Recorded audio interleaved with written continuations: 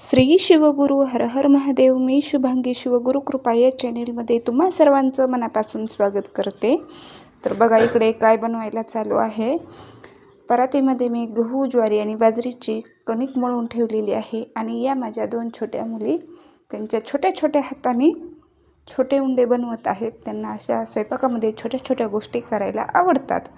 तर आता गॅसवरती कुकर ठेवलेला आहे, डाळ लावलेली आहे त्याला आणि स्टीमर पण ठेवले पाणी गरम करायला. आता स्टीमरच्या भांड्याला आपण तेल लावून घेऊयात आणि त्याच्यामध्ये उंडे टाकूयात. उंडे टाकून झाल्यानंतर भांडं गॅसवरती ठेवले व त्याला झाकण ठेवून आपण ते उंडे वाफवून घेणार आहोत. आता तुम्हाला सांगा कमेंटमध्ये की कोणते उंडे आवडतात खायला. मला तर बाजरीचे आवडतात, खूप छान लागतात. आता आपण इकडे वरणाला फोडणी देणार आहोत.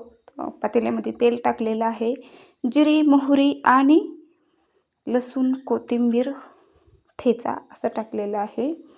नंतर त्याच्यामध्ये हळद टाकून घेतली व आपण शिजवून घेतलेली डाळ जी तुरीची आहे ती टाकणार आहोत त्याच्यामध्ये आणि पाणी ओतून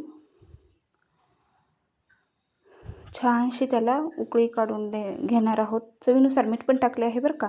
आता मोठ्या कढईमध्ये इकडे तेल गरम करून त्याच्यामध्ये लसूण, कोथिंबीर, आलं, हिरवी मिरची टाकून घेऊन त्याला छानसं परतणार आहोत. हे परतल्यानंतर त्याच्यामध्ये आपण आता चटणी टाकणार आहोत. चटणी पण व्यवस्थित परतल्यानंतर त्याच्यामध्ये आपण घेवडा टाकून छानसं परतून घेणार आहोत व त्याच्यामध्ये थोडंसं पाणी टाकून तो घेवडा शिजवून घेणार आहोत. घेवड्याला थोडीसं शिजवून घेतल्यानंतर आपण त्याच्यामध्ये आता मेथीची भाजी टाकणार आहोत. मेथीची भाजीलाही छानसं परतून घेणार आहोत आणि त्याच्यामध्येच आता आपण हळद, मीठ, तिखट असं काही टाकून आता वांगी पण टाकणार आहोत बरं का. वांगे छानसे मीठ टाकलेलं आहे.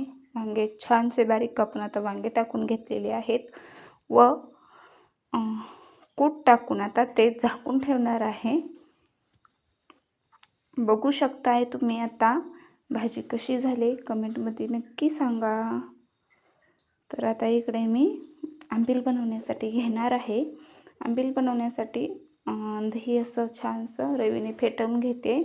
छोटी मुलगी आले, तिला असं मध्ये मध्ये करायला आवडतं प्रत्येक कामामध्ये. तर झालेला आहे स्वयंपाक. आता सर्वजणांना जेवण्यासाठी वाढून घेतलेलं आहे. हे बघा आमचं पिल्लू, त्याला ना कोणालाच जेवू देत नाही, स्वतःला सगळे ताटं ओढून घेतलेत. आता तिचे पप्पा आलेत, बघूयात पप्पाला खाऊ देते का ते. हां, पप्पाला खाऊ देणार ना. पप्पासोबत जेवण करते मस्तपैकी.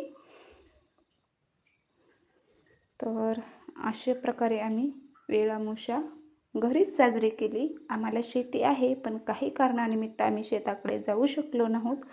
तर कशी वाटली आमची आजची डिश कमेंटमध्ये नक्की सांगा आणि व्हिडिओ बघितल्याबद्दल थँक्यू. आवडला असेल तर नक्कीच लाईक, शेअर, सबस्क्राईब करा. मनापासून